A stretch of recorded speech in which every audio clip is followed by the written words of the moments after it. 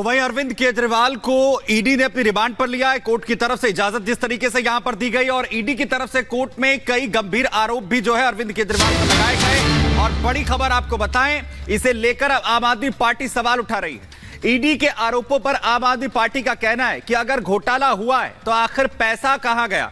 एक सवाल बार बार उठाया जा रहा है कि मनी ट्रेल हुआ तो ईडी को रेड में एक भी पैसा आखिर क्यों नहीं मिला। ईडी ने एक सबूत भी जो है वो पेश नहीं किया है। या आम आदमी पार्टी की तरफ से मंत्री आतिशी कह रही हैं कि घोटाले का पैसा अगर हुआ है घोटाला तो आखिर वो कहां है। एक ही बात को बार बार ईडी जो है वो दोहरा रही है। कोर्ट में भी कल इन्हीं बातों का जिक्र किया गया, मनी ट्रेल की जो है वो बात यहां पर की गई, लेकिन एक भी पैसा रिकवर ईडी आखिर क्यों नहीं कर पाई है।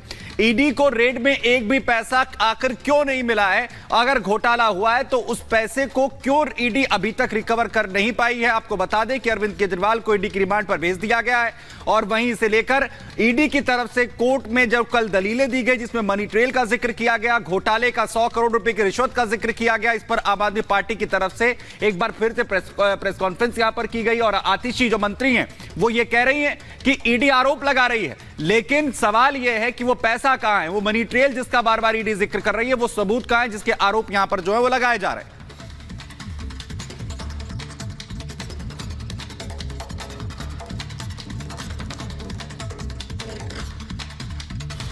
तथाकथित शराब घोटाले में 2 साल से सीबीआई और ईडी की जांच चल रही है। इस 2 साल में बार बार चाहे लोअर कोर्ट हो, चाहे हाई कोर्ट हो, चाहे सुप्रीम कोर्ट हो, एक सवाल बार बार उठा है कि मनी ट्रेल कहां है, पैसा कहां गया।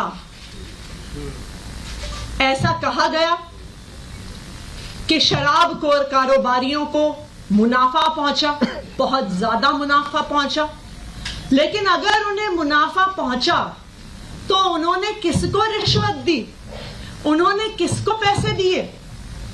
क्योंकि 2 साल की जांच के बाद, सैकड़ों रेड के बाद, हजारों लोगों को क्वेश्चन करने के बाद आम आदमी पार्टी के किसी भी नेता, किसी भी मंत्री, किसी भी कार्यकर्ता के पास से 1 रुपए की भी प्रोसीड्स ऑफ क्राइम की रिकवरी नहीं।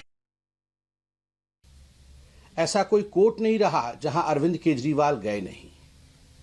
राउज एवेन्यू कोर्ट से दिल्ली हाई कोर्ट और दिल्ली हाई कोर्ट से सुप्रीम कोर्ट तक रिलीफ के लिए अरविंद केजरीवाल और उनकी टीम गई और उन्हें रिलीफ नहीं मिला।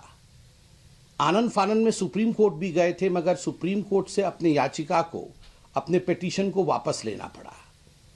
कल उन्हें रिमांड में भी भेजा गया है। He has been sent to remand by the lower court yesterday और ये हम सबके संज्ञान में है। आश्चर्य का विषय है, अंग्रेजी में कहावत है, birds of same feather flock together, जैसे को तैसा। ये सारे पॉलिटिकल पार्टीज, 5 या 6 पॉलिटिकल पार्टीज कल इलेक्शन कमीशन के द्वारे गए थे। उन्होंने इलेक्शन कमीशन का दरवाजा खटखटा करके एक फ्रेज का इस्तेमाल किया है कि हमें एक लेवल प्लेइंग फील्ड की आवश्यकता है। 2024 में लोकसभा में पार्लियामेंट के चुनाव हैं, लोकसभा के चुनाव है और 2024 के इस चुनाव में हमारे साथ अन्याय हो रहा है। हमें कहीं ना कहीं एक लेवल प्लेइंग फील्ड चाहिए।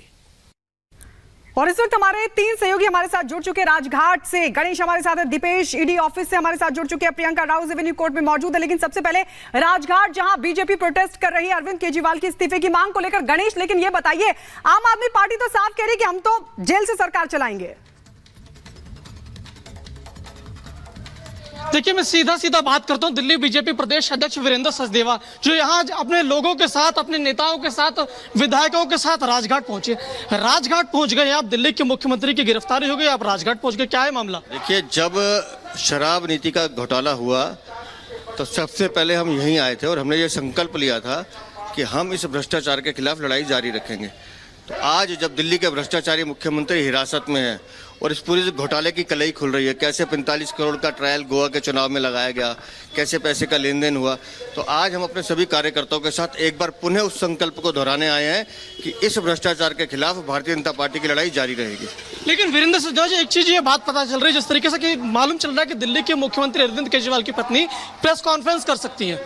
देखिए, मुझे अच्छा लगता वो उस समय प्रेस कॉन्फ्रेंस करती जब अरविंद केजरीवाल ने उनके बच्चों के सर पे हाथ रख के कसम खाई थी कि मैं सरकारी गाड़ी नहीं लूंगा, सरकारी बंगला नहीं लूंगा, सुरक्षा नहीं लूंगा, और उन्होंने लिया। ये उस समय प्रेस कॉन्फ्रेंस करती जब वो सरकारी बंगला बनाया जा रहा था, जनता के टैक्स के पैसे लूटे जा रहे थे और ये खुद वहाँ आनंद ले रही थी। ये उस समय प्रेस कॉन्फ्रेंस करती। जब तक साधन उपलब्ध रहे तब तक आपको प्रेस कॉन्फ्रेंस की जरूरत नहीं पड़ी, और आज आपको प्रेस कॉन्फ्रेंस करनी पड़ी है तो स्वागत है उसका। आम आदमी पार्टी के तमाम नेता सड़क पर, उनका कहना है कि बेवजह फंसाया जा रहा, कुछ भी नहीं पता चल पा रहा, इतने साल हो गए पकड़े हमारे नेताओं को। मैं बहुत विनम्रता से उनसे निवेदन करता हूँ कि कोर्ट के दरवाजे खुले हैं, आप जाइए और कोर्ट का दरवाजा खटखटाइए। साक्ष्य हैं, इसलिए उनके मुख्यमंत्री, उप मुख्यमंत्री और सांसद हिरासत में हैं। तो क्या अब दिल्ली की मुख्यमंत्री की जो पत्नी है वो राजनीति में एंट्री करते हुए दिखाई मिलेगा, जिस तरीके से जो घटनाक्रम देखने को मिल रहा है? ये उनका व्यक्तिगत निर्णय, उसमें मैं टिप्पणी नहीं कर सकता। गणेश, जिस बीजेपी तरीके से की आगे तमाम की स्ट्रैटेजी क्या है ये पूछिए। राजघाट पहुंचे हुए किस तरह से दबाव बनाया जाएगा कि अरविंद केजरीवाल इस्तीफा दे?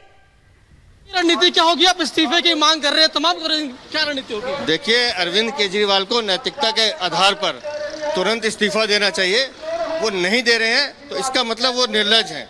जिस तरह से वो बेशर्मी से कह रहे हैं कि मैं सरकार चलाऊंगा, ये संविधान में इस तरह की व्याख्या मैंने तो कभी देखी नहीं। शपथ भी लिया राजघाट पर आप लोगों ने? हमने शपथ ली है दिल्ली को भ्रष्टाचार, शहीदी पार्क में है और आप राजघाट पर हैं। हमने शपथ ली है दिल्ली को भ्रष्टाचार मुक्त शासन के लिए। हम लोग संकल्पबद्ध हैं, भ्रष्टाचार के खिलाफ हमारी लड़ाई चलती रहे। गणेश, आपका फिर शुरू करेंगे और हमारे साथ इस वक्त सुमित दीपेश भी जुड़े हुए हैं। बिल्कुल, दीपेश हमारे सहयोगी इस वक्त हमारे साथ जुड़ रहे हैं। मीनाक्षी भी है हमारे, दीपेश प्रियंका भी है हमारे साथ यहाँ पर। दीपेश का पहले मैं यहाँ पर रुक कर लेता हूँ। दीपेश, क्योंकि एक तरफ आम आदमी पार्टी है जो ये कह रही है कि ईडी ने कोर्ट में खड़े होकर जो आरोप लगाए हैं उनका सबूत तो वो दे नहीं पाए, ना वो पैसा जो है वो यहां पर रिकवर कर पाए, और बीजेपी कह रही है कि इस्तीफा देना पड़ेगा अब तो आम आदमी पार्टी को, जो है अरविंद केजरीवाल को।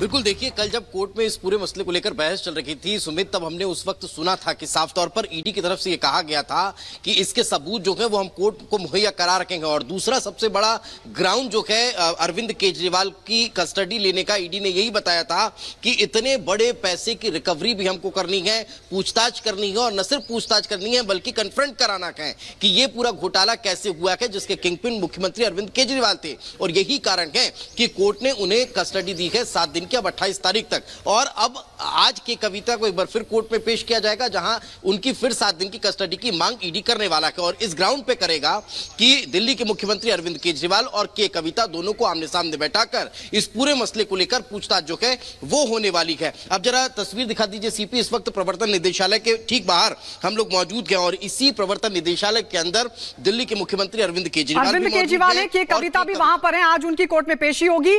हम सीधे राउज एवेन्यू कोर्ट दीपेश रुक कर रहे हैं, आपके पास हम लौटेंगे। प्रियंका, लेकिन बड़ी बात यह है, क्योंकि आज एक खबर यह भी है कि कविता को आज पेश किया जाएगा, उनकी रिमांड क्योंकि खत्म हो रही है, लेकिन बड़ा सवाल यह है कि वही मसला है जिसमें मनीष सिसोदिया की गिरफ्तारी हुई, ये वही मसला है कि कविता को गिरफ्तार किया गया, मनी ट्रेल को लेकर अरविंद केजरीवाल की भी गिरफ्तारी हुई। और जानकारी क्या मिल रही है, क्या के कविता और अरविंद केजरीवाल को कन्फ्रंट कराया जाएगा?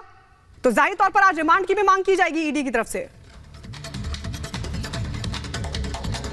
बिल्कुल कन्फ्रंट कराया जाएगा, इसी को लेकर कयास लगाए जा रहे हैं और इसी